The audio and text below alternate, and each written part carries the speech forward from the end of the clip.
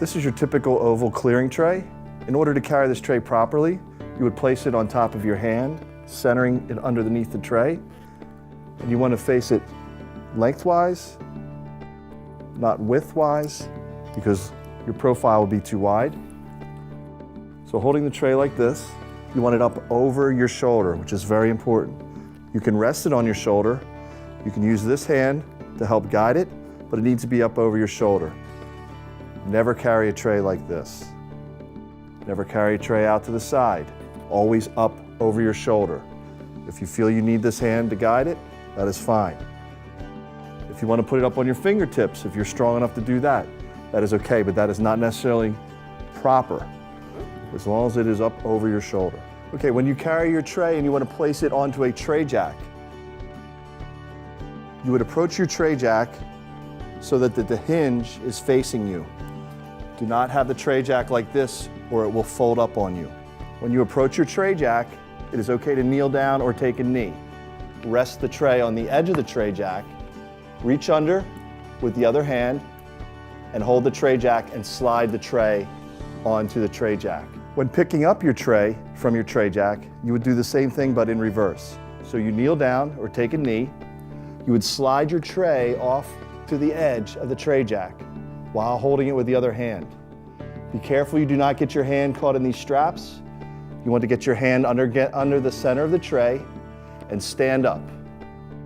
The reason that we kneel down or lower ourselves to meet our tray jack is because if we have a very heavily loaded tray and we try to slide our hand out, it is very awkward. It is also very hard on your lower back. So that is why when you approach your tray jack, you want to take a knee and rest it down, thereby eliminating that motion of having to remove your hand from under the tray. And once again in reverse. So we're no longer having to do this. To reinforce what I was just demonstrating, now I have a loaded tray. As you can see, this is very high, so that it's going to be a little bit top heavy. It also may be very heavy. Between the plates, the food, and the plate covers, there's a lot of weight on this tray. It now becomes much more awkward. So in order to pick this up, I want to take a knee, I want to slide the tray off to the edge of the tray jack. Careful not to get my hands caught in these straps. I want to center my palm under my tray and stand up. Remember, this hand can be used for guidance. You can also rest it on your shoulder. As you get better and better at carrying a tray, you will not find you don't need to use this hand. You can even pick your tray jack up, walk to another part of the room, place your tray jack down, take a knee, place the tray back on the edge of the tray jack, reach under, make sure the tray jack is stable, and slide the tray onto the tray jack. After I have served my plates of food, I will have an empty tray. What you would do is you would flip it. And then when the next tray of food comes out, you would serve your entrees, or whatever course it is. You'll have another empty tray. Again, you would flip it. And you would go through this process until your tables are served. Then once your tables are served, and it's time to clear, you flip your top tray only, and you would clear onto that. Once it is full, you will kneel down, pick it up, and carry it off to the back of the house. And you will proceed with this until you've cleared all the items from that particular course. And you would do this for each course. As you bring the plates out and serve them, you empty the tray, you flip them so you have a stack of trays. Then when it's time to clear, you use the same trays, you clear onto, and take those items to the back of the house. When you clear plates onto your tray, you want to make sure that you have everything that is heavy towards the center of the tray, because you want a stable center of gravity. If you have too much weight to one side or the other, the tray will not be stable.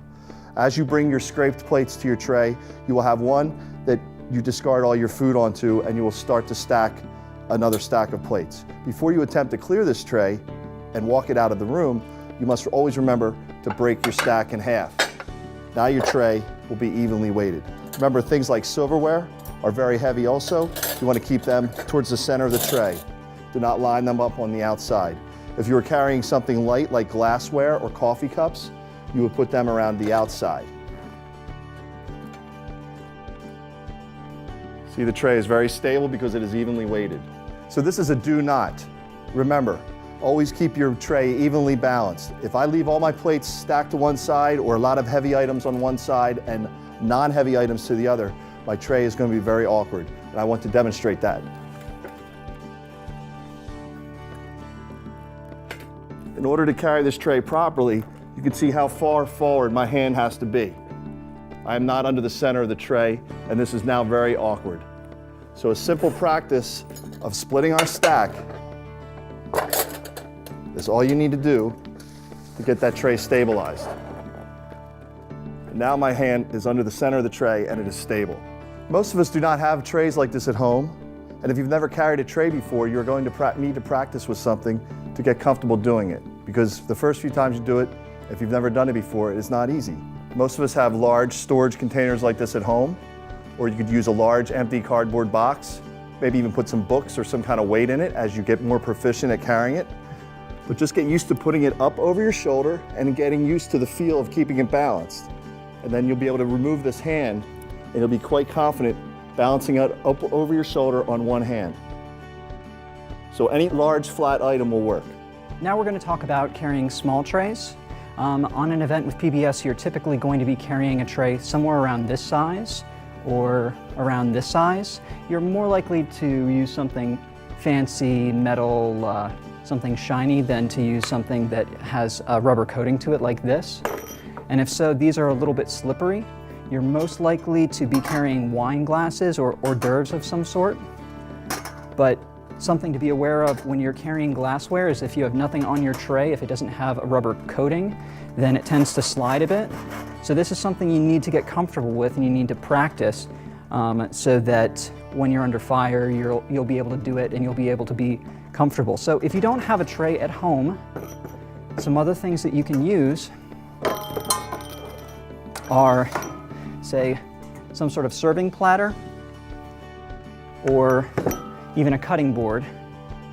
And you want to eventually get up to using wine glasses or something that's top heavy, but when you start out you probably just want to use something that's not breakable but still tall, because these are a little challenging to carry because of the liquid and because of how tall they are. So be sure you practice this before you go to an event.